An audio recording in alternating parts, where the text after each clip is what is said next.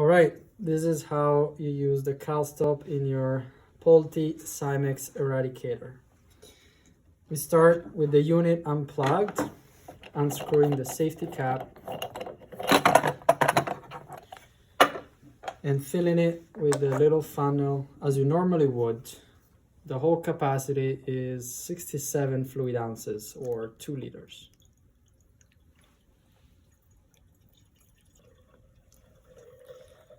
All right, and as the water is in, we take our Kalstop and simply tear the top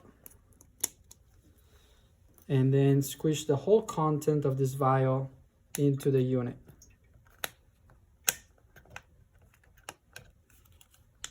Until there's no more left.